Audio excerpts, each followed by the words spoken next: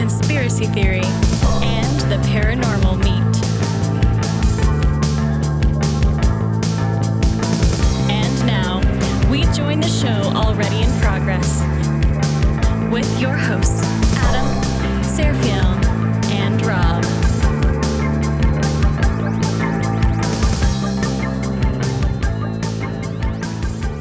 Because, you know, the 50th, apparently, so like the 50th anniversary of Dennis Lloyd Martin was this month. Yeah, it was June 14th to be exact. It was Father's Day weekend, 1969. And I'm sure you guys probably know this already because I think we talked about it. But I became a missing 411 follower because of an interview that I had found, an early interview I had found online with David Paulides. And so I didn't know what missing 411 was or any of that until I had heard this interview talking about the Dennis Martin case. And then that's where I learned who David Paulides was, which then led to me looking him up online and then finding the missing 411, et cetera, et cetera, et cetera. So, yeah, I'm very familiar with that case, of course. Even the specifics, like, what happened, where the Key family saw the so-called Shaggy Man is what they called it, Right. 5 miles west of Spence Field at Rowan's Creek. So, I'm very familiar with all that. And Steve brought to my attention today, just through Facebook, that apparently the 43rd anniversary, so 7 years later, the guy named, I guess, Trini Gibson, another disappearance out there in the Smoky Mountains. That's right. Yeah. That's exactly right. Yeah, I read about that case. I'm not as I don't have all the specifics because I didn't read it as thoroughly as I did the Dennis Martin case. But yeah, I am familiar with that case as well. Yeah, I'm not familiar with that one at all. I have no idea. But I know that there's been a lot of people that have disappeared in the Smoky Mountains National Park for a while. Like, my dad, he doesn't truck in any of this kind of weird stuff. He's not really into it. But when I mentioned like the missing 411 books and the Dennis Lloyd Martin case, he was very familiar with that. And because my dad's he was born in 51, so he would have remembered when that happened. The Tennessean, actually, the newspaper here in Nashville, they actually did a thing about it, and that's how I kind of got the idea to do a little bit, kind of like a little special about it, because I saw that. I was like, oh man, it is the 50th year anniversary, because it's 1969 that happened. That's right, June 14th, 1969. It was Dennis Martin Sr. and his father, and then what had happened was another, and Paulides talks about this a lot, how it's called, there's a term for it called improbable, it's called the improbable narrative or something like that. I can't remember exactly what it is, but what that means is that, Mr. Martin and his father were then joined by another man and his son, and it was their children playing hide and seek about 40 yards away, and his name just happens to be Martin. Yeah, that's that's like really bizarre synchronicity or coincidence with the case. Yeah, it's strange. And then that same bizarre synchronicity with the names applies to the family that saw the so-called Shaggy Man at Rowan's Creek. Their last name being Key. The key to the case, kind of bizarre synchronicity there. Yeah. I don't know. Now, the one area I'm a little foggy on, and I definitely need to research it, the guy who did the interview with the Key family for that newspaper, his name was it Newman? His last name was Newman or Newberg or something like that? I don't know, but I guess Steve probably would know. Yeah. So when we talk to him, I'm sure he would know that some of those details. Right. Okay. Because I'm pretty sure Steve. I'm not sure how old Steve is, but I think he's probably in his 50s, so he may have a little bit more knowledge. And he's from he's from that area. Like he's from the Knoxville Oak Ridge area. Right. So he probably has some like real physical memory of that happening. But yeah, and then the one last thing to throw into all this is that the FBI director, the FBI guy in charge of missing persons in that Tennessee, Western North Carolina region, he ends up killing himself in 1985. Yeah. Now, yeah. Granted, he had a miserable job. There's no doubt about that. But to end your life over it, my goodness. I mean, what else is going on that wasn't made public that he knew about? Right, and I think some of those other cases are like that too, where they're just like bizarre. And I don't know I really don't know the statistic of how many people have disappeared in the Smoky Mountains, but you hear some. Well, I mean, we're going to get into all this, but I mean, you hear some weird stuff going on in the Appalachians for sure. Yeah. So right. That's a good lead into how I was going to start tonight's conversation. Yeah. Is not only the weirdness in the Appalachians, but the weirdness in the Ozarks, which, I guess just to start from the very beginning, I arrive at the Bigfoot Museum in North Georgia, and you graciously, introduced yourself to me, and I was there for the Paramania. I was there for the Paramania event, and got to introduce you to Joshua Cutchin as well. He was there with us. Yeah, and Greg Bishop too. And Greg Bishop, yep. Mm-hmm. Yeah, and right away, because I had been there so much, and because I know this topic so well, I start explaining the exhibits in fine detail and the story behind them. And I remember Greg had asked me a couple questions, which I was very happy to answer. And then this is where it gets a little strange. Now, Adam, you chime in on this because you and I were talking with Greg. I was talking about that one photo that was taken in Blue Ridge of a creature, and the gentleman comes up. And remember what he says to you and I? He says, "Listen, do you two investigate Bigfoot?" And you and I kind of looked at each other, and I said, "Well, I don't like to call myself that, but what I said was I'm an enthusiast who just happens to know a lot about the topic. I do my own investigations. Yeah. I've read a ton of books. I've seen every documentary, et cetera, et cetera." And he asked you and I if we were familiar with the Blue Man monster of Missouri. And I remember, I do remember you this. and I Yeah. both. Mm-hmm. Yeah, you brought it up first. You said no, but I'm familiar with the Momo case, which I'm also familiar with, which, of course, I know Seth Breedlove had done a documentary about it. And then now this is where it gets slightly weird, Adam, and I don't know if you remember this, but what I said was, I tell you what, sir, you've got a ton, not only do you have Bigfoot, but you've got a ton of mystery going on in the Ozarks. And he looked at both of us, and what did he say? He says, "I really don't want to get into that." I thought that was a little odd, didn't you? Yeah, I did. Like they didn't really want. Yeah, you didn't want to go into it at all. Yeah.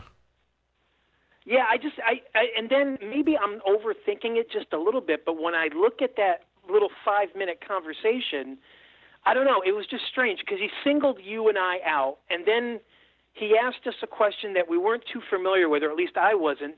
And then when I changed the topic a little bit to his area of where he's from, he immediately went into retreat mode. Well, I mean, could we chalk that down to maybe the possibility that the reluctance to speak about these things? I mean, you would think, though, being in the Expedition Bigfoot Museum, right. You know what I mean? I think this is an open, safe space to talk about these type of things. Yeah. Yeah, I mean, you're in the middle of a Bigfoot museum. I don't think anything you bring up is going to be considered too taboo. Right. Right. But then, Adam, what that led to was my follow-up information to you about the 2 sightings that happened within 7 days of one another in the same location in North Georgia. And so I guess I'll just reiterate that for the listeners. What Sure. I did was I've got 2 guys who live up in that area, and so if I can't get up there or something happens, I immediately contact them, and they can either do a follow-up if I can't make it up there, or they'll provide me with information. And of course, whenever I'm up there, I always meet with them and catch up on anything that I might have missed. So what the one of my 2 contacts up there, what he was able to find out is the first sighting. It was there were 2 sightings, and I can't remember specifically which one, but hold on a second. They're coming for you. It's all good. Yeah. Good Lord Almighty. It's like Radio Mysterioso with the sirens. That's one of those sightings was a roadside crossing by a guy who works in that area, but he doesn't live there, and they couldn't really follow up with him. Now, the second sighting was a retired couple who do live in that area, and of course, that second roadside crossing was almost literally in the exact same spot as the first one. And what my guy up there told me was that he actually went to the property with the intentions of just being nice and respectful and just asking a couple basic questions for follow-up. And before he got there, he was told, don't bother because they're not talking to anybody. And he asked why, and he was told 2 different versions. One is that too many people started flocking to their property, wanting to do interviews, and they didn't like that. But the guy, whoever this guy is, told my guy that didn't seem truthful.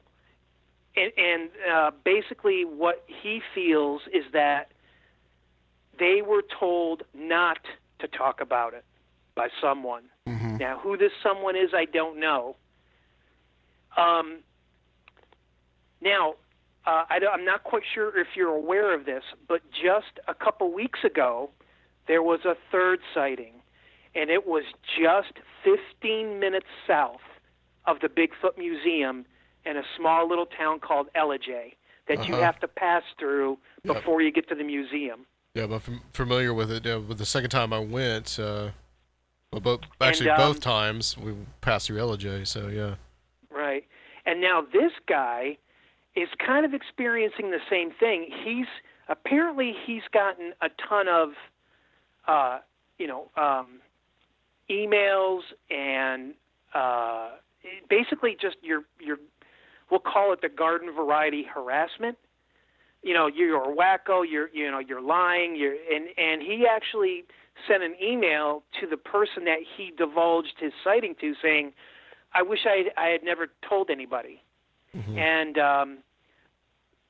so he's being pestered, and it just seems to me, because harassment can be manufactured. You know, it may look like just the general public getting on someone's case, but harassment can be manufactured artificially by a person or a group of people to make those other people not talk. Yeah, absolutely. So, yeah. You know, and that particular sighting just south of the museum, basically, again, this guy saw a tall, kind of a grayish, fur-covered creature walking on 2 legs, and when he pulled over to take a closer look at it, the creature ran into the tree line, and he never saw it after that. So there is definitely some serious activity in that area. There was a 4th sighting right there north, just past Blue Ridge, at the Georgia-North Carolina border, where a particular woman has a ton of activity on her own property.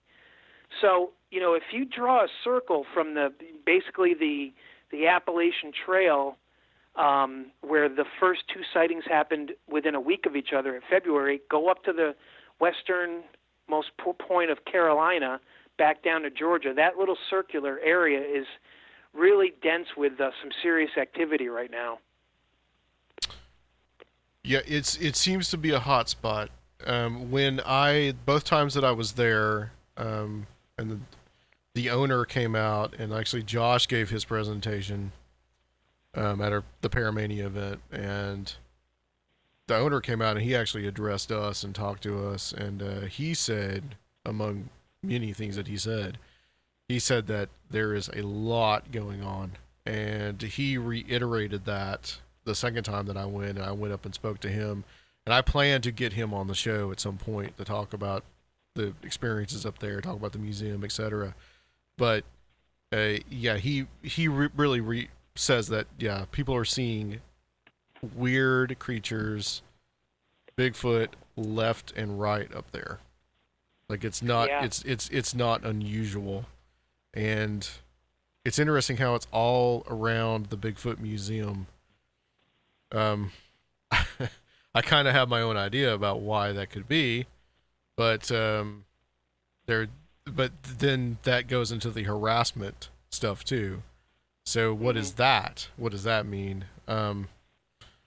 That phenomenon, and I told you this, and we'll get into more of this, but when we met up there back in April, I told you that kind of harassment and other instances that are going on that you're going to talk about are very much in line with the Men in Black phenomenon.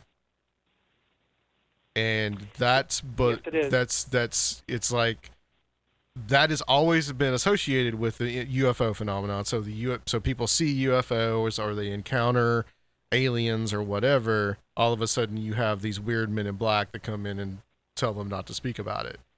And now this seems to be happening in these Bigfoot sightings too. Mm-hmm.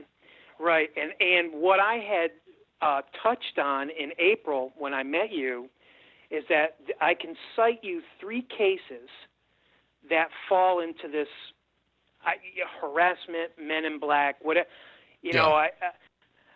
I kind of wish Nick Redfern was behind me so I could reference Men in Black a little bit better, because I know he's done a lot of writing on that topic.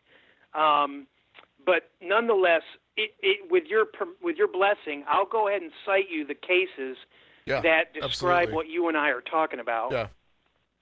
And this stuff, when you told me, really just blew my mind. I mean, once again, this is these supposedly different phenomena cross-fertilizing with each other. Right. And there's more of and I don't know if this is the right way to say it, but there's definitely more of a physical commonality. In other words, what I'm about to describe, the nucleus of what I'm about to describe is the fact that 3 people in 3 different parts of the country can physically describe the same 2 individuals coming to visit them and harassing them. Yeah. So let's go into those cases. Okay. What exactly happened? Okay, so just bear with me for about a couple minutes, and I promise I'll breeze right through it. Yeah, no problem. Yeah. So Take it away. The first case, thank you. The first case was it was either Oregon or Washington State, but a gentleman was hunting, and he at first he was getting the typical type of he didn't get the smell, but he couldn't see a creature. But when he had the typical, when he would walk, it would walk. When he would stop, those heavy footsteps in the tree line would stop. And so he knew that there was something there, but he just didn't know what it was. Then he started to hear some growling. At that point, this hunter turns around, starts heading back towards his vehicle, which was, I think, maybe 2 or 3 miles away. And he's heading back down the trail, and he starts getting pelted with rocks. He draws his weapon, which I, if I'm remembering correctly, was just a hunter's rifle. I don't know the exact make, maybe a 30-06, but I'm not quite sure. But nonetheless, there was an escalation in activity from whatever was, following this hunter. At one point, the creature steps out in front of him, and the hunter had become so scared. And according to this hunter, the creature charged him, and he went ahead and fired his weapon. Okay. The creature, stopped, yelled, and just threw an unbelievable, I guess if you want to call it a fit. The creature went back into the tree line. He could hear screaming and yelling and breaking of branches. The hunter used that little window there to book it back down the trail double time and get back to his car and get out of there. Now, when this gentleman got home, what I read was that this guy's family, I think he had a wife and either one or two kids, really noticed that how he was very, very quiet and withdrawn. Didn't want to talk to anybody, didn't want to do anything with anybody. He even called out sick from work, even though physically he was not ill. And I think on the second or third day that he was home by himself during the day, while the kids were at school and his wife was working, there was a knock at the door. He answers the door, and it's two individuals. One guy looks like Grizzly Adams. He's got the old Matt Haggerty, big long beard, big guy, about 6'5", wearing camo pants and a plaid shirt. The other guy that's with this Grizzly Adams looking fella, he is a shorter guy, about 5'8", 5'9", very, very clean cut and wearing a suit. And what he says is that these two guys said, look, we know what happened. You absolutely are not going to discuss it with anybody or tell anybody what you saw or what you experienced. And at first he was in shock, like, who are you? How do you know what happened? Because I haven't told anybody. And basically, after a little bit of jawing back and forth, the shorter, professional-looking guy says, well, look, we can make your life extremely miserable if you don't cooperate. The best thing you can do is forget about what happened and get on with your life. And this guy, this hunter, he basically took it to heart. He went back to work. I think he softly apologized to his family. I was just not feeling well, and he decided to move on with it. Case number 2. This happened in Texas about 5 years ago. There was an incident where some people were camping in an area near East Texas. And there was an incident where these campers were, again, they heard something big and heavy walking around their tents. They heard growling, rocks were thrown at them, and apparently something happened, and where there was when I say something happened, there was an escalation. And now these eyewitness says that multiple creatures came in and basically just tore up their camp. And I think the incident was originally called Torn Up Camp. And the next day, the local, for right now, I'll just say the local Bigfoot researcher found out about what happened. And the next day, he goes to the area, and he's actually filming a torn up tent. There's debris in the trees. I mean, the place just looks like it was ransacked. And then he starts filming what looks like to be ATV tracks.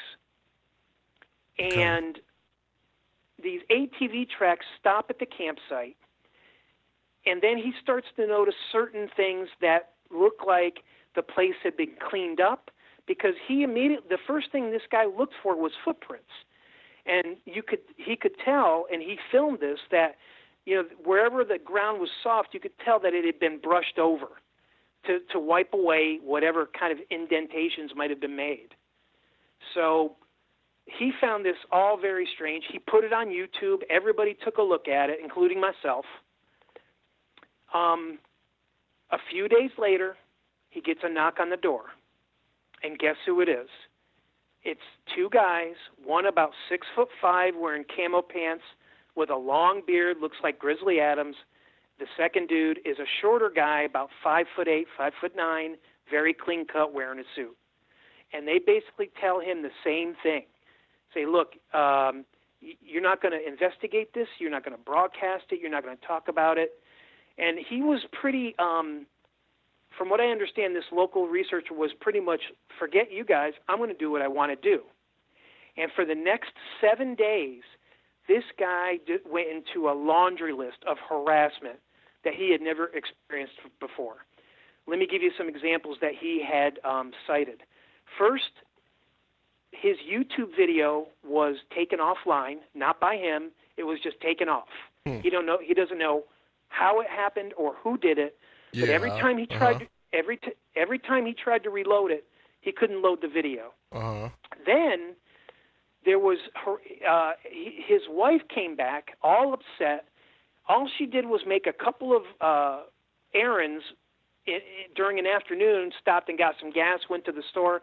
She said these two characters were following her the whole time in an unmarked, blacked-out SUV. And she noticed it was the two individuals because when she was looking at the SUV in a parking lot, they went ahead and rolled the windows down, and she could tell it was the same two guys.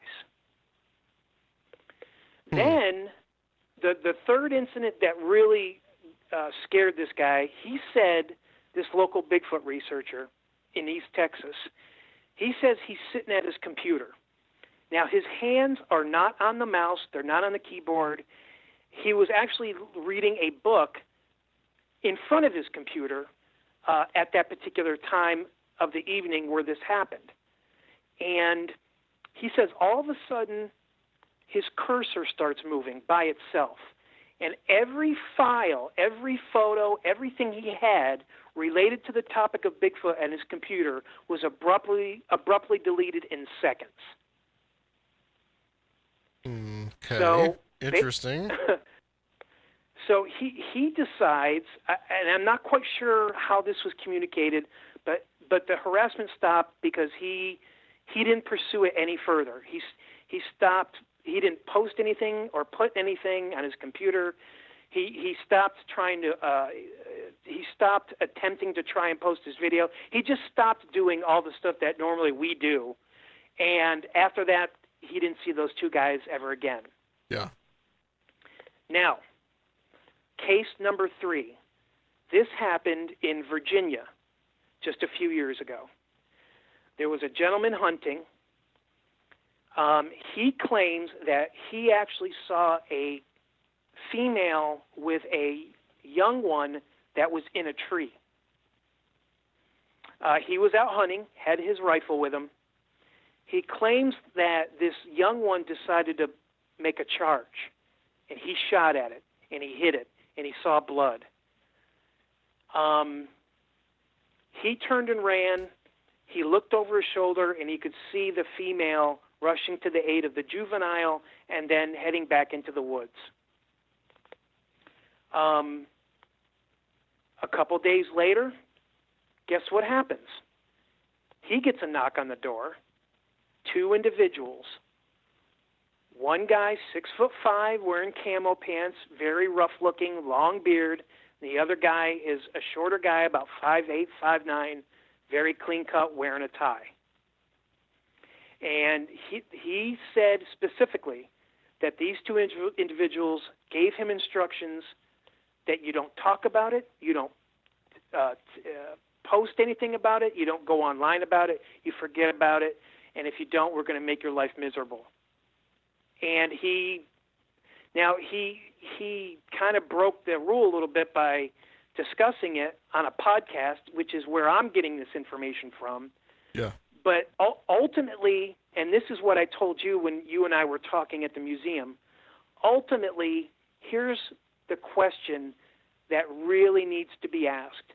How do you explain 3 people in 3 different parts of the country who have the commonality of violence associated with these creatures being visited by the same 2 guys, although these 3 people don't know one another, have never met one another, and have never communicated at all with one another. But yet the same 2 guys show up at their doorsteps in 3 different parts of the country. How do you explain that? So ultimately, I have to come to the opinion that the cover-up is real and it's out there. How it's being done and who's doing it, your guess is going to be as good as mine. But the cover-up is real and it's out there. So that begs the next question, why the cover-up? Now, I can only express to you guys my own opinion.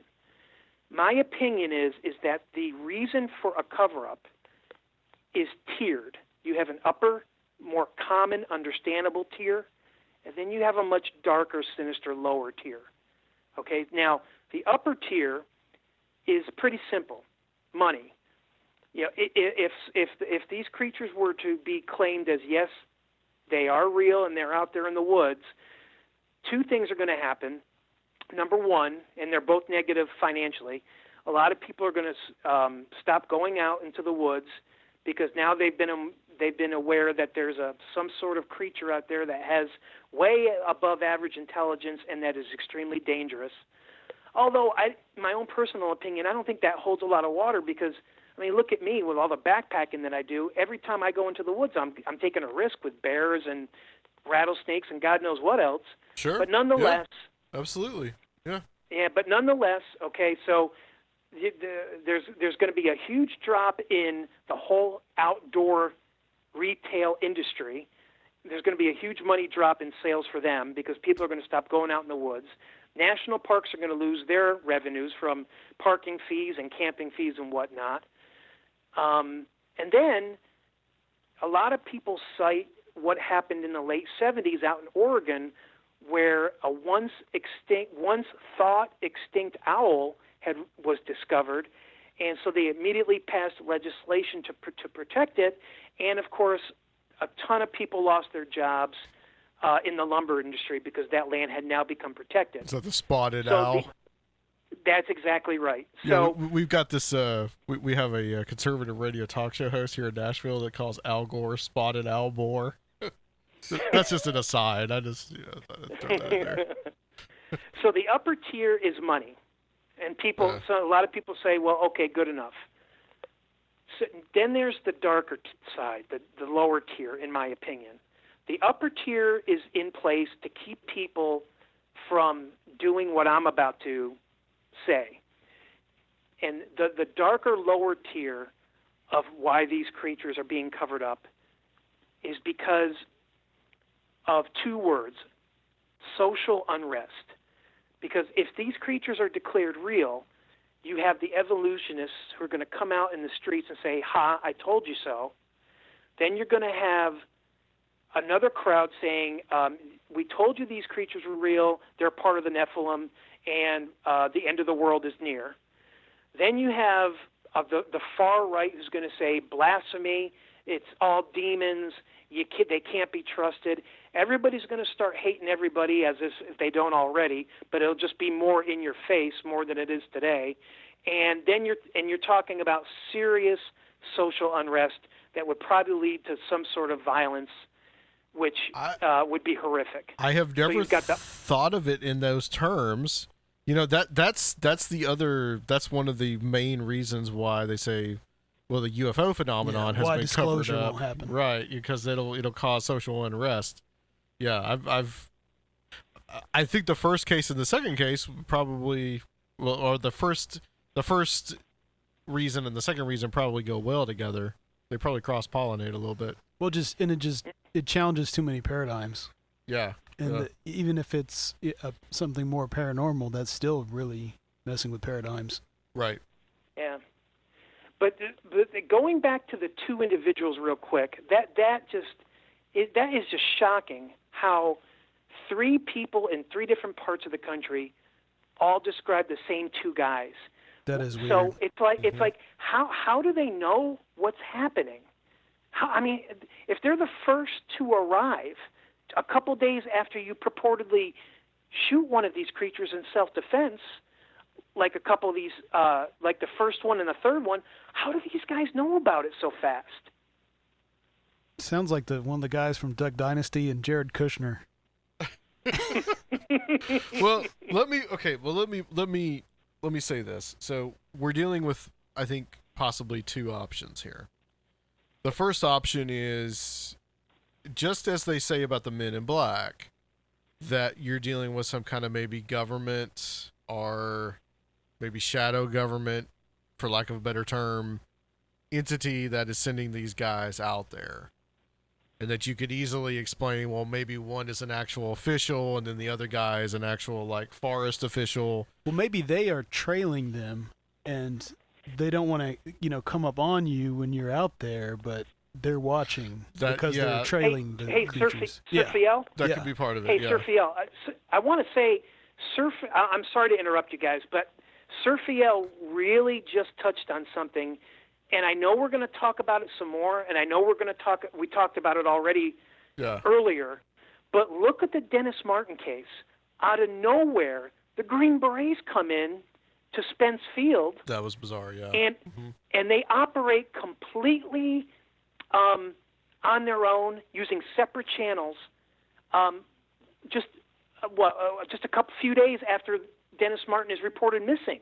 So what Surfiel just said is, I think that, in my opinion, there is something there, because there's some sort of universal mass monitoring of certain areas, and I don't know. I don't know. That's the best way I guess I can say it, based on what Surfiel just said. There's some sort of following mass monitorization of certain areas that are. It's how these guys are being alerted. From your personal experience, has there been anything that kind of sets you down thinking that? Hey, Surfiel, another good question. Remember the first time I came on your guys' show and I told you about the incident with the blacked out SUV? Yes. Yeah. I mean, you can almost say that I have had something along these lines, not as intense as these three cases that I cited. But remember, the first time I came on your show, I was camping near the AT. There's a ridge overlooking the campsite. A healthy tree comes crashing down. There's a huge silverback gorilla grunt-like sound that echoes throughout the entire camping area.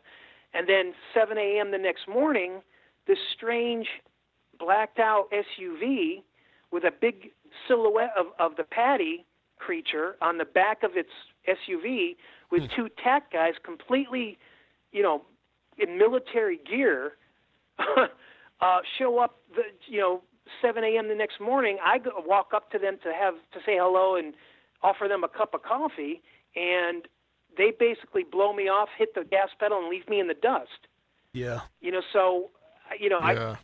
strange. So to answer Surfiel's question, I think I've had a little brushing with that, just not the full-blown Grizzly Adams and short, clean-cut guy show up at my door. Yeah, what that sounds like is the Grizzly Adams is a special forces guy, and the clean-cut guy is some kind of agent, intelligence guy. Right, exactly, well, But I'll throw this for a loop of just saying that, like, the Men in Black phenomenon is not always considered to be the government agency. Right. That we're talking about another, like, separate supernatural phenomenon. So you've got two archetypes going here. I mean, you've got the obvious archetype of the government agent in the nice suit, and then you got the more rustic outdoorsman. I actually, when you said he was wearing plaid, since I'm listening so much to Strange Familiars, Flannel Man, that there's an aspect of Flannel Man. Flannel Man is really special ops hunting Bigfoot. Yeah, if he's wearing red and black plaid, then that also could be an archetype, and it's maybe that this is just another supernatural phenomenon that these guys are experiencing. I mean, that's kind of what I would put out there. But you know, I think there could be some credence to the fact that the possibility that, well, look, I mean, the Bigfoot stuff is so popular now that you would almost think that at a certain point, if they know these creatures are out there, would they not be monitoring them for some? Well, this kind of reminds me of like the greatest game type of thing too. Like, what if it's a super elite Bigfoot hunting? Yeah, like, right, yeah. You know, that's only reserved for like, you know, right, billionaires or something. I don't know. So these are the two possibilities that I can see as far as what this phenomenon could be.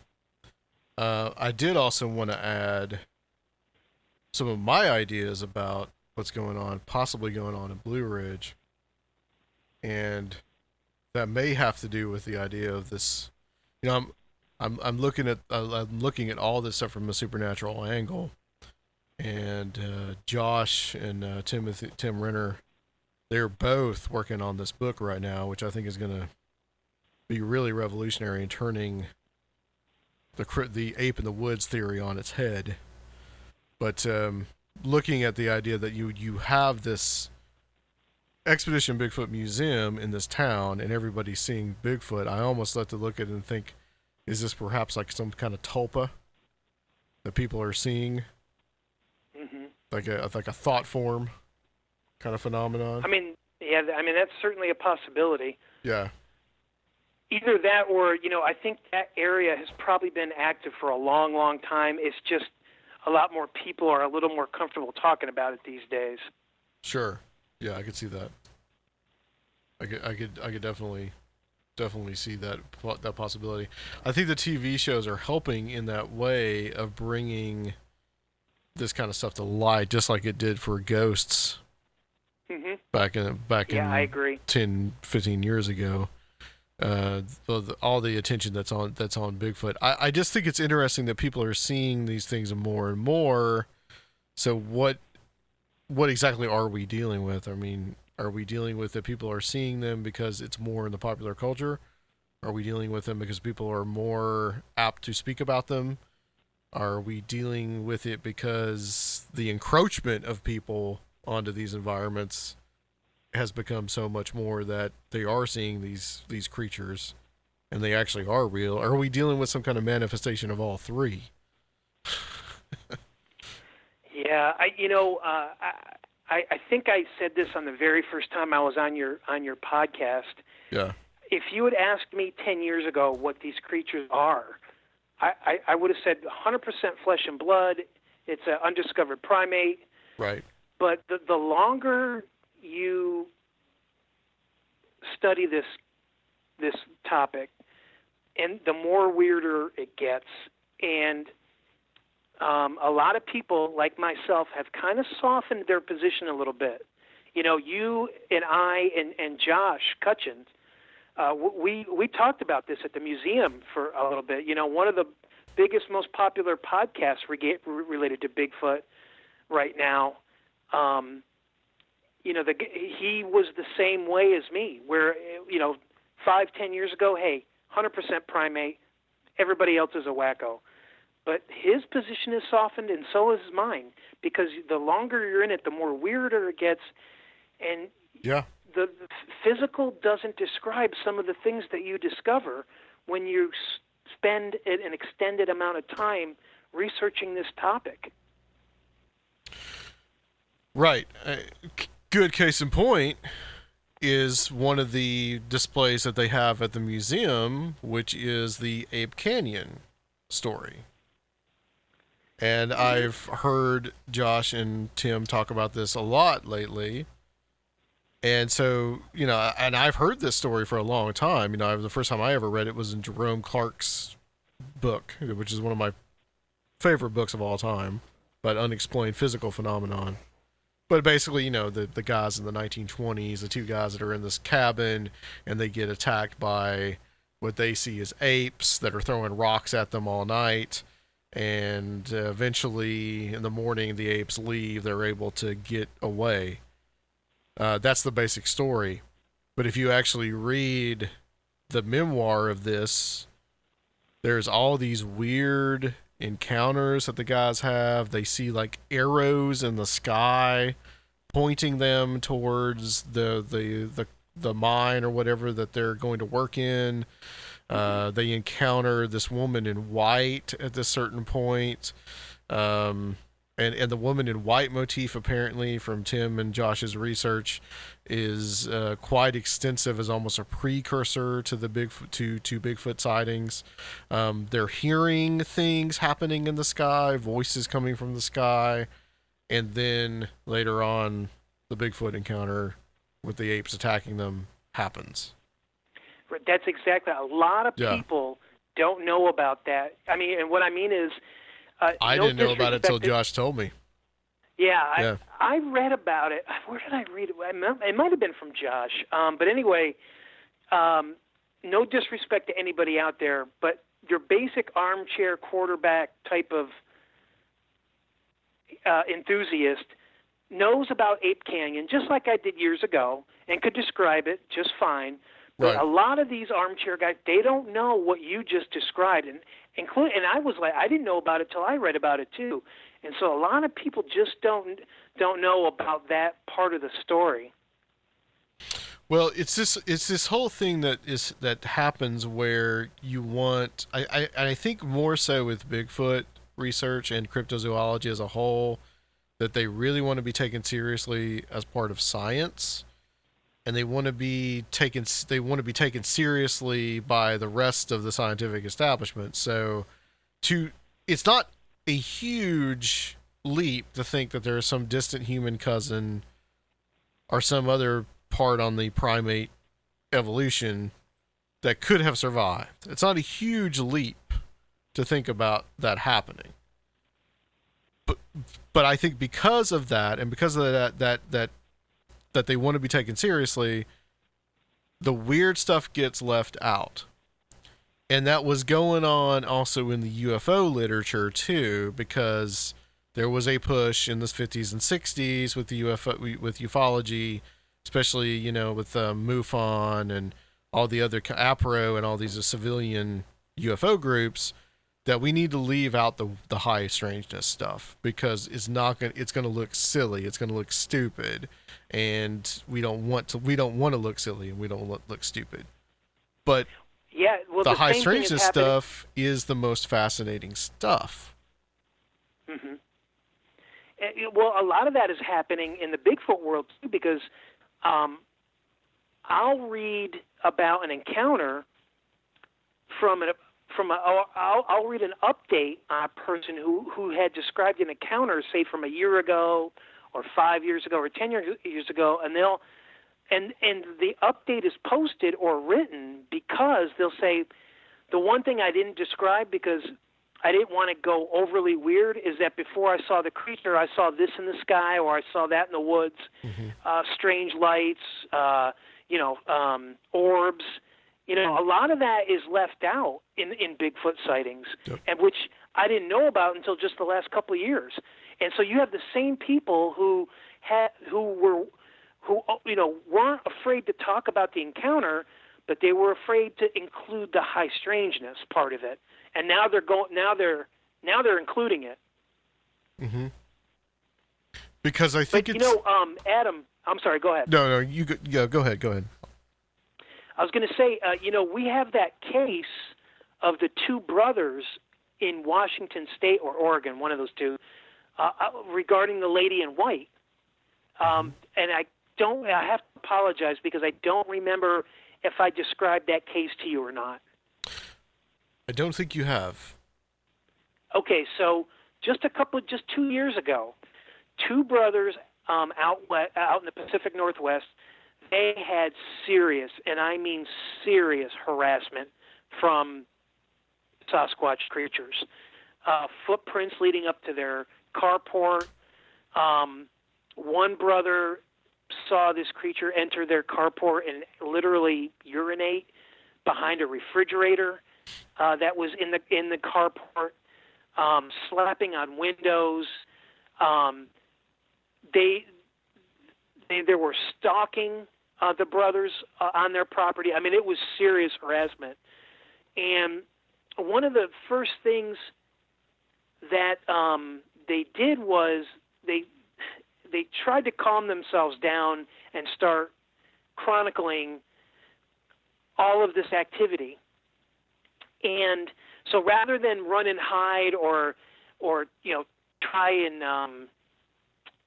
and deflect some of this activity, they started paying closer attention to it. And one of the brothers said that shortly before a creature was spotted across the street from their property, from their house, he said he saw this, what looked like this woman in white, older woman, like a senior citizen, dressed in these raggedy, like bag lady type of clothes, but they were white, but they were just old and dirty and like from the 70s, like or like from someone who's been living on the streets for a long time, Yeah.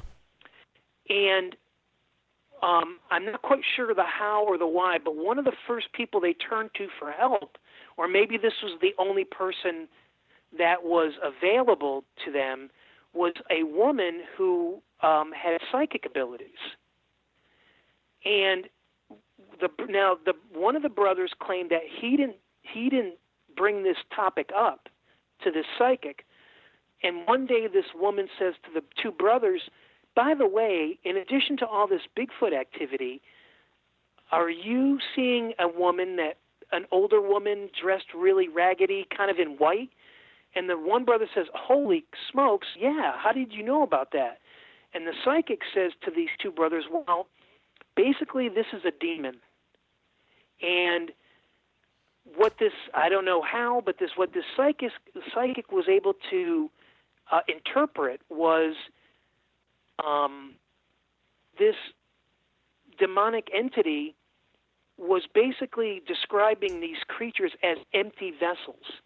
And so whenever this demon wanted to roam about the land in the physical and cause chaos or harm to humans in the name of so-called evil, then she would first appear in her, whatever you want to call it, ethereal form, looking like a bag lady from the 70s, and then would jump into one of these creatures spiritually. And that's what these two brothers were experiencing. And this was happening just a couple of years ago. Wow, that's a lot like a lot of folk traditions about witches, turning into some kind of weird and hybrid animal. Yeah. Yeah. Yeah, that's very similar. So what is that? What does that mean? What is all that? And this is a motif that apparently is again and again in these cases. And I think from what you have been describing, we may be seeing this after phenomenon happening more and more with this supposed government follow-up.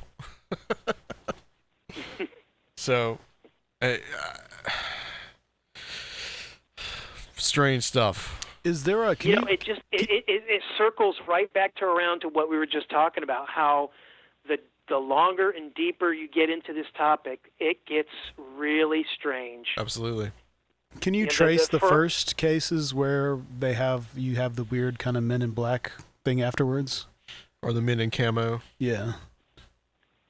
I'm sorry, could you repeat that, Sir Phil? Can you trace some of the first Bigfoot cases where you had this kind of Men in Black type of phenomenon with it?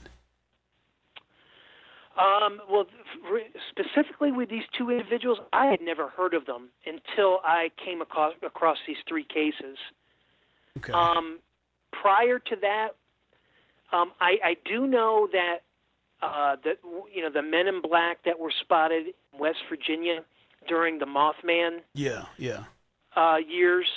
Apparently, what I had read, and I might have gotten this from Nick Redfern, but I'm not 100% sure on that. So if I'm wrong, I apologize. But basically, not only were they there to kind of keep an eye on whatever, but in other words, they were there to keep an eye not just on the Mothman, but everything else.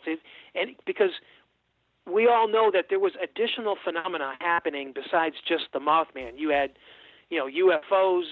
You had, Sasquatch was happening. You had with Darren Berger there. What was that little guy called? Injured Cold. You had all, yeah. Mm-hmm. You had all that happening, and so my first, I guess, there was some. I don't know if it was Nick Redfern or John Keel, but someone had written and made a note that these supposed men in black had made statements that any phenomenon, whether it's Mothman, Bigfoot, or anybody else, you're not going to talk about it. And so that's where I first heard about it. But to be more specific, the tall, wilderness-looking guy with the short, clean-cut dude, I had never heard of those two individuals until I came across those three cases. Well, because people have been, seeing this stuff since colonization, and then the natives saw these things before that. I'm just wondering if there's anything similar that happened back then. Say maybe like the sheriff shows up or like if it since people have been seeing this stuff so long, I wonder if there's anything that's akin to that. Like a correlation. I'm not quite sure, but let me say this, Sergio. My own personal opinion is that if you look at the timeline of those three cases, the first one, which was, I believe, in the late 90s or early 2000s, the hunter out west, I equate the proliferation of activity in these two individuals with this running parallel with the proliferation of the internet and social media. Okay. So it's almost like, okay, it's the late 90s. We already know people are seeing these creatures, but now there's this internet thing. And then you come to the early 2000s, there's YouTube. Let's, from a government official perspective, I can see some guy sitting behind a desk saying, okay, let's get a team in place to start going face-to-face with the people who had these encounters and put the kibosh on any type of social media activity before it gets out of hand. Man, we better be careful.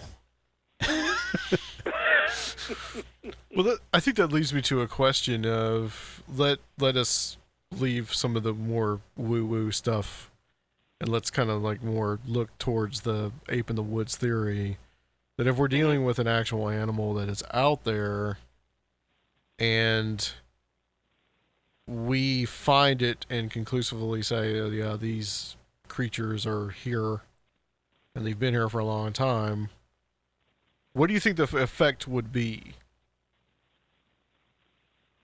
on society, on us? Would it change anything? Do you think it would create that unrest you're talking about? You think people are afraid of? Yeah.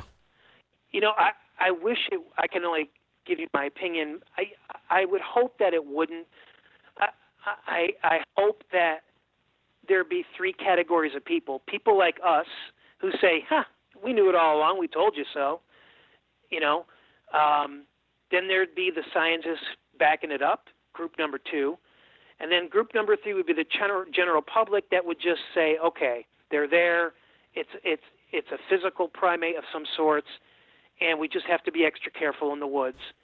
And that's the same type of cautions that I and everybody else takes when they enter the woods today, when you're talking about snakes, bears, and other things. It's just another animal that you have to consider. I hope that it would be that easy. Unfortunately, I just don't have that kind of trust in the general public. I do think there would be massive unrest.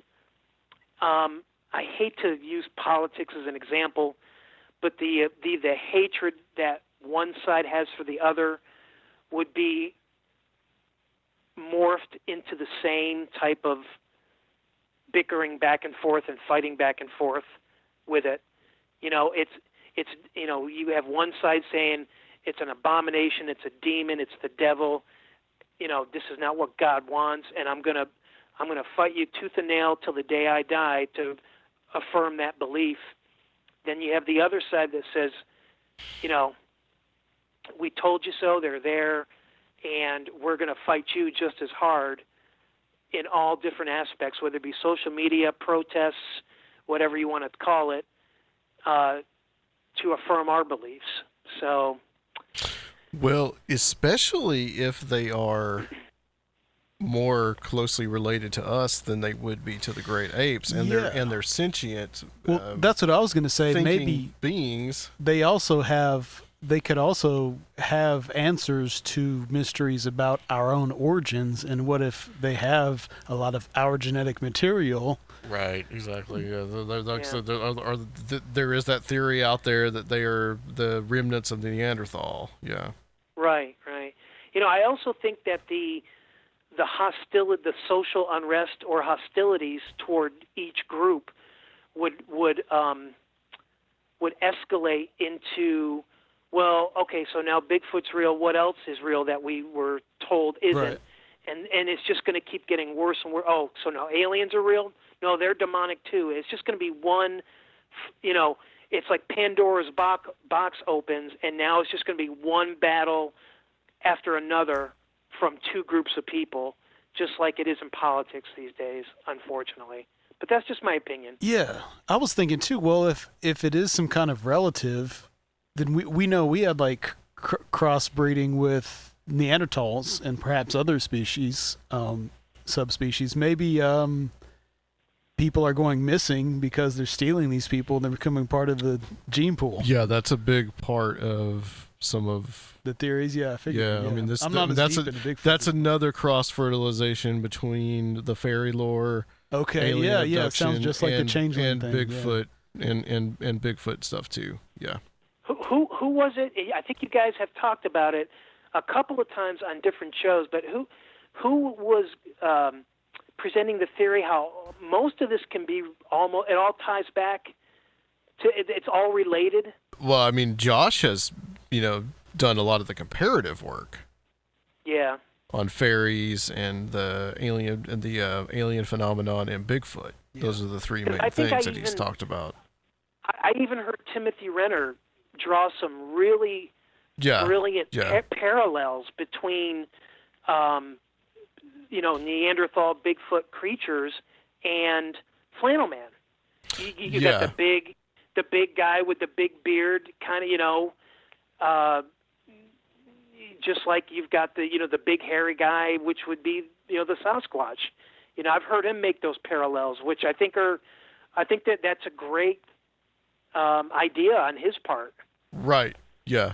I mean, well, and he has that one story, I believe, if you've listened to Strange Familiars, where he talks about one of the guys talks about the car being lifted up and seeing the Bigfoot in the back and seeing that they looked like the Bigfoot was wearing flannel.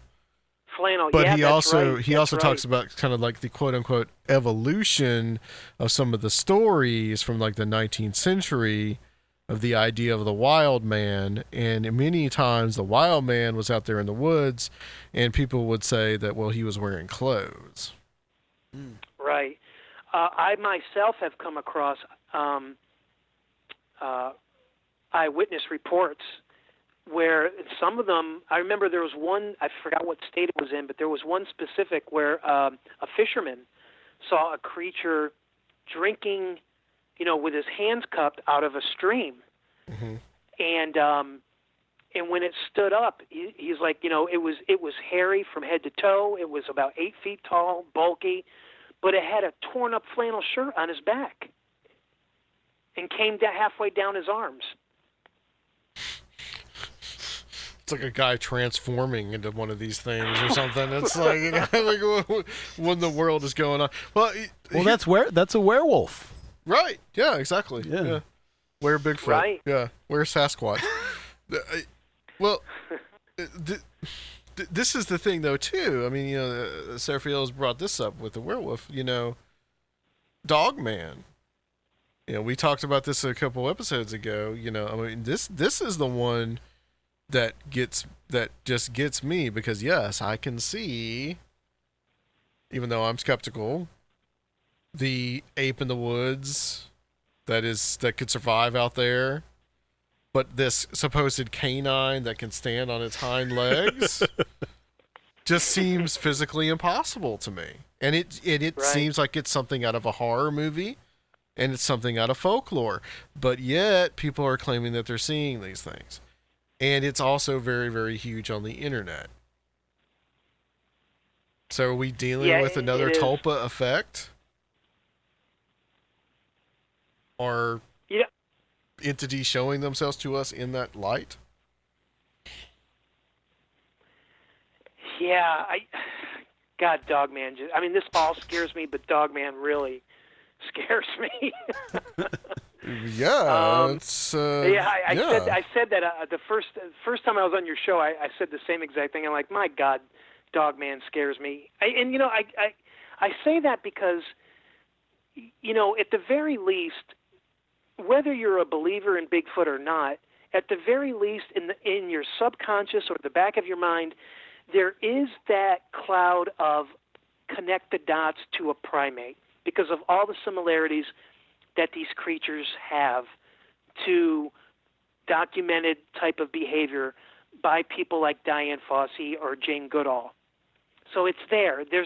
Even if you're a non-believer, you can connect the dots and say, okay, maybe. But with Dogman, there's none of that. I mean, it's a wide open arena of theory, and none of it good. Is it alien? Is it demonic? Is it a bad military experiment where you're crossing genes and chromosomes to create the super soldier that went bad? I mean, whatever it is or whatever it may be, none of it's good. Yeah, agreed. I mean, it's really frightening. I have to admit, I haven't looked at it lately. Is there still activity in that county of Wisconsin where Bray Road is located? I don't know. That's a good question. I don't know the answer to that. That was. I know Linda Godfrey's keeping her finger on the pulse of that region, but I know there's been a lot of reports have surfaced over the last year or two in Michigan as well. Mm-hmm. The Michigan Dogman, Mm-hmm. but I'm a little unaware of any recent activity in Wisconsin, specifically Bray Road. Well, the Dogman stuff is interesting from where that we first hear about it, which is Wisconsin and Michigan. This was the same area that the Native Americans that were up there, the legend of the Wendigo, right, is very similar to, in its description, to a canine-like creature. And I've heard other descriptions of people just seeing just strange, weird animals, very similar to that, just granted on all fours. You hear these descriptions of these errant, weird creatures. If you want to, this is what I've found in my own research, is if you look at that Four Corners region, you're looking at a lot of type of creature eyewitness accounts that maybe I'm unaware of here on the East Coast, but out there, now you're getting into skinwalkers, you're getting into wendigos. I forgot the name of the little short creature. Oh gosh, I'm not sure. I want to know what it's called. Yeah, Chupacabra. But Chupacabra. Yeah, no, not that one. This one has two legs. Nice. Oh gosh. Oh, I apologize. I can't remember the name of it. Yeah, that's all right. I think I remember hearing Lon Strickler talk about it one time, and I had forgotten what the name was. But anyway, yeah, you get out into that area. Now you're really opening up a whole new theater of not. I don't know how you want to describe it. I wouldn't necessarily. It may look it like a cryptid, but it may not be a cryptid. I mean, you're talking about a lot of supernatural infestation. Yeah, you in are. that area. And there's always looking at some of these things and looking at them as archetypes, and what that importance is. We had on, I don't know if you remember last year, we had on the guy from England, Rich Blackett, and he talked about the kind of like the wolf cults. Yeah, as a matter of fact, I think that was the first time I came on your show, because I was the next guest after that guy. Was it? Was that episode 220? Was it? Oh, come on, Adam. I'd have to look. It's been so long. But yeah, but going into that, just how important. Yeah, it is episode 220.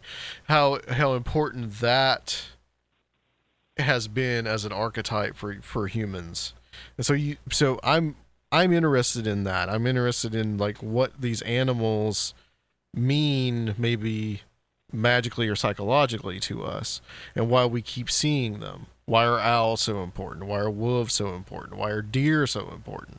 Why are rabbits so important? Why do they show up?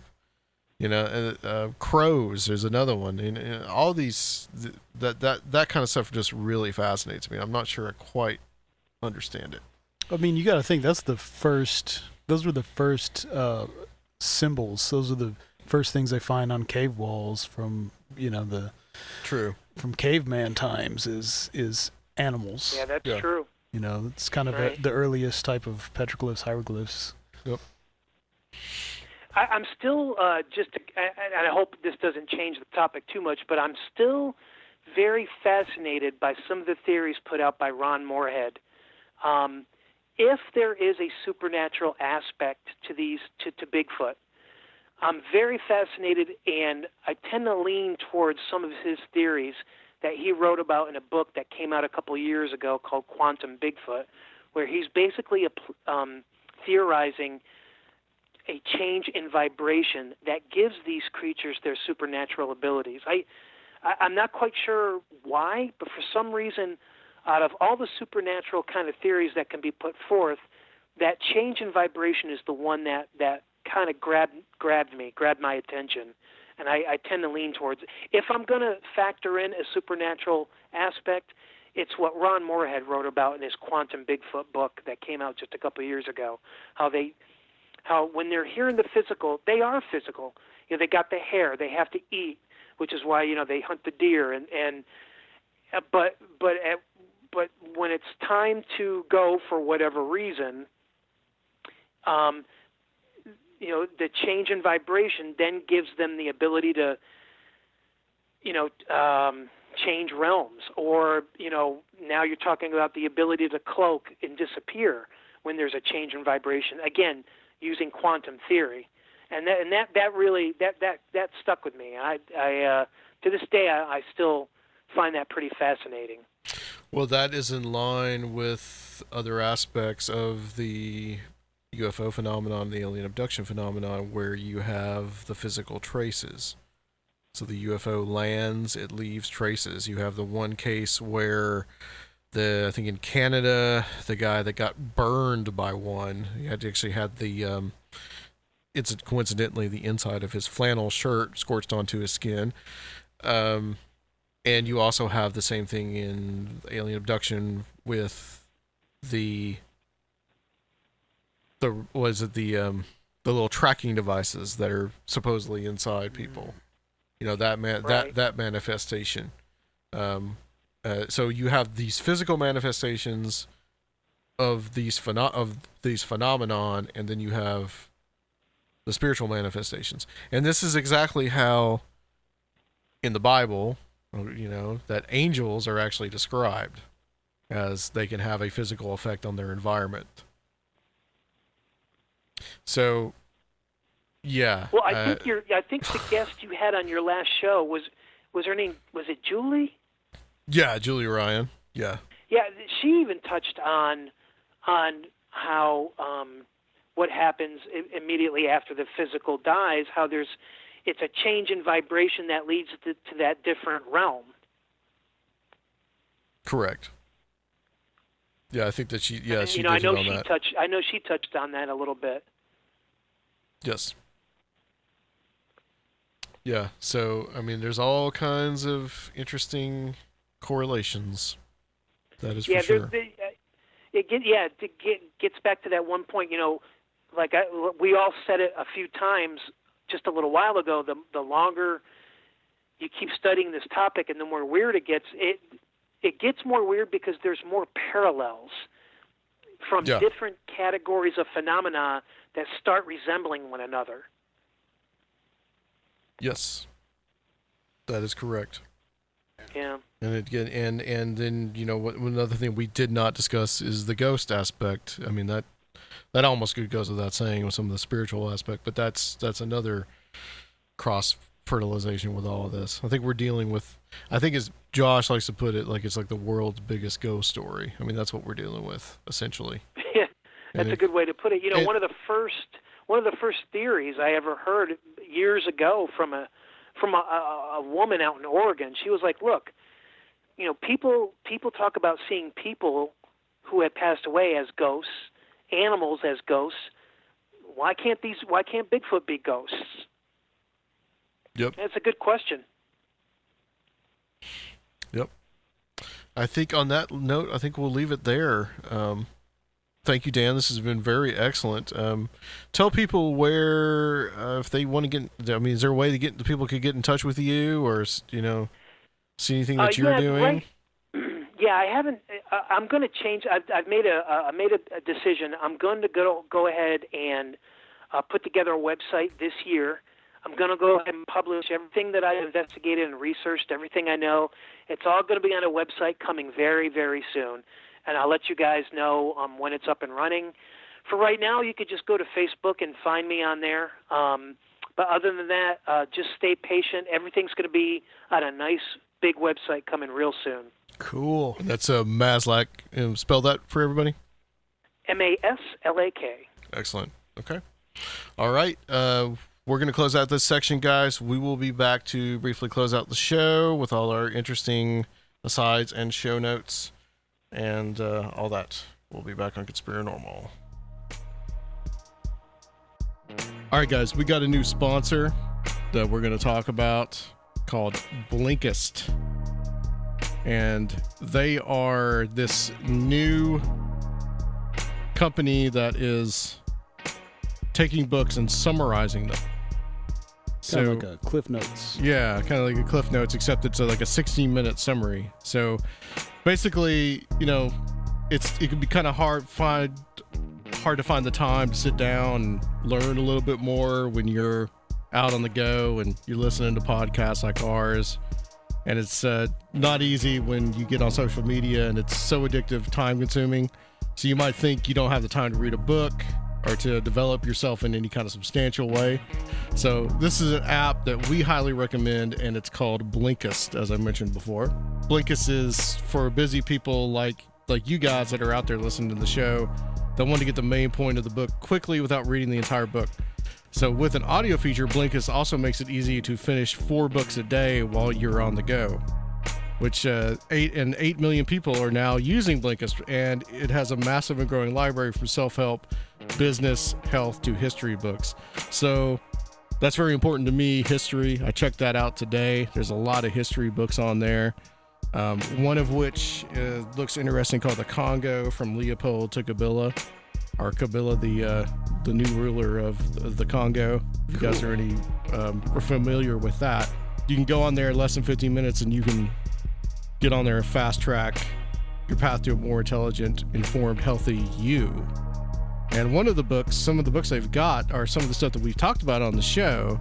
There's stuff like self-improvement and New Thought, like How to Make People Like You in 90 Seconds or Less. All right. By Nicholas Boothman, or The Subtle Art of Not Giving an F by Mark Manson. So those sound a little bit interesting. So if you want to check those out, those are there as well. So what they're doing right now, guys, for a limited time, Blinkist has a special offer just for the Conspirinormal audience. So go to Blinkist.com/Conspirinormal to start your free 7-day trial. And that's Blinkist. That's spelled BLINKIST. Blinkist.com/Conspirinormal. And Conspirinormal, of course, is Conspirinormal. So check them out today, guys. And it also helps us out a lot. Thanks. And now, back to the show.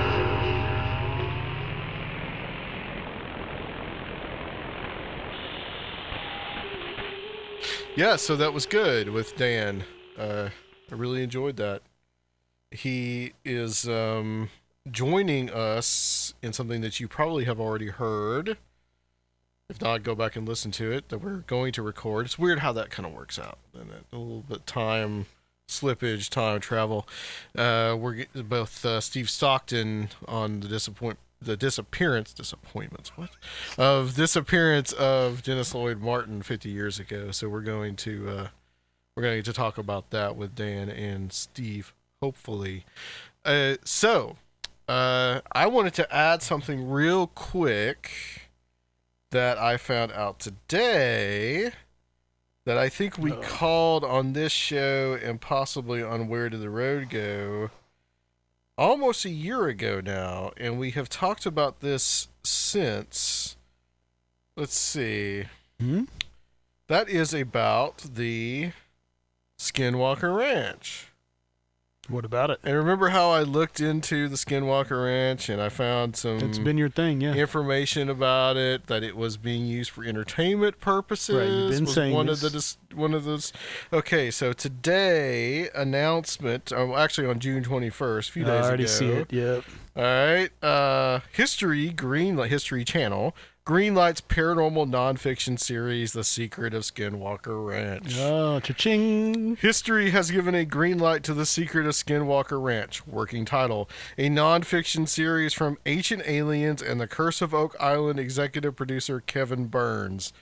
Gaining full and unprecedented access to one of the most infamous and secretive hotspots of paranormal and UFO-related activities on Earth, The Secret of Skinwalker Ranch will feature a team of scientists and experts who will conduct a thorough search of this infamous 512-acre property located in Utah's Uinta Basin. They will attempt to find out the truth behind more than 200 years of mysteries involving everything from UFO sightings and paranormal activities to animal mutilations and Native American legends of a shape-shifting creature known simply as the Skinwalker. So it goes on to describe just the history of it, which we've talked about many times. So for the first time, cameras will be allowed onto the property for a television series, according to history, allowing the network to uncover the who, what, and why of the secretive area. The Secret of Skinwalker Ranch is produced for history by Prometheus Entertainment and Letter 10 Productions. Kevin Burns serves as executive producer for Prometheus Entertainment, along with Joe Lassard, Matt Crocco, Kim Sharon, and Anthony Florino. Joel Patterson and TJ Allard serve as executive producers for Letter 10 Productions. A&E Network holds worldwide distribution rights. Cha-ching. So, very interesting thing in the comments of this that I thought, from Anonymous comments, the new owner of Skinwalker Ranch is Brandon Fugel. He is commercial realtor from Utah with Coldwell Banker. Well, now we know. Don't know if that's correct or that's who, because it's an anonymous posting, but I think that's pretty much where it is. And I think that we called it back in the day. And the documentary on the Hunt for the Skinwalker was the first step of this move to get it on the History Channel. Which, incidentally, the History Channel is also the one that just started the Unidentified series, which deals with Tom DeLonge and Luis Elizondo and the UFO. Who would have thought, man? I just remember when it was all Hitler documentaries. Yeah, back when it was the Hitler Channel. The Hitler Channel. Well, it was the Hitler Channel. Then it was for like a long time. Barbarians for a while, I think. Vikings. Yeah, Barbarians. But at some point, it was also the Nostradamus Channel. Yeah, I think because it was nothing but Nostradamus documentaries. It was Hitler and Nostradamus, and how Nostradamus predicted Hitler. It's slow. Yes, yeah. Hitler and Nostradamus kind of go together. And then you've got, you started slipping into Pawn Stars and into it's just their new Curse thing. of Oak Island and the Alaska shows, Ice Road Truckers, and So now it's just going to be American Pickers, which I think is based here in Nashville, I think. Yeah. And so now it's just going to be on very this little super history. paranormal. And if you add Ancient Aliens, there's not very much history in that either. That's the secrets of history, man. That's the secrets of history. Yeah, exactly. Haven't you ever read this book called Chariots of the Gods? Yeah, it was great when I was in 7th grade. So yeah, just wanted to point that out. Leave you guys with that little bit of information. That's pretty interesting. I really like talking to Dan tonight, and in particular, the whole, these two strange dudes, one of the guys from Duck Dynasty and Jared Kushner showing up at 3 different people's houses. Yeah. They get around. And just that whole like paramilitary link is really weird because it seemed like there's some kind of elite hunters. So you got to wonder. I mean, if there is Bigfoot out there, that would be, like you said, the greatest or the ultimate game, right? Well, and then also, if this is some kind of physical thing, then the genetic material would probably be, if it's not something escaped, some kind of Weapon X thing, then like the actual genetic material would of course be of interest to the powers that be to make a super soldier. Maybe they splice in some of that Bigfoot and you could vibrate at a higher frequency or disappear from the enemy, or Mm-hmm. He's kind of like the ultimate special ops guy. Like you throw Bigfoot behind enemy lines, and like no one sees him. Genetic super soldier stuff, man. Yeah. They're creating Bigfoot genetic super soldiers. Yeah, let's hope we got enough of them if we get in a war with Iran. Well, didn't Stalin throw a have team that of idea to Bigfoot. have like ape men soldiers? I'm not sure. Trying to get like women to mate with apes and stuff. Like that was an actual idea that they had. Yeah, It was something that was huge. Like hope they didn't a few actually years back, they were talking about it. I think they did. I think they actually. Yeah. I think such things actually happened. Damn communists. Yeah. Right. Okay, guys. That's it. We have taken actually a 2-week break, but you never knew about it, so it doesn't matter. So, Seraphiel, tell everybody where they can find our stuff from Patreon, which we sorely need to get some stuff up there. But if you want to find the, I think now 30 entries and plus one mini documentary that we did down in Florida, where would they find such a thing? You can go to patreon.com/Conspiranormal or make a one-time donation on Conspiranormal.com. Excellent. All right. Okay. I think that's it, guys. Thank you so much. We will be back. We're going to be back next time. We're going to also be talking some more Bigfoot. So we're going to kill you with the Bigfoot. So thank you, guys. We'll be back with some more Bigfoot madness, weirdness on Conspiranormal. Ka-ching.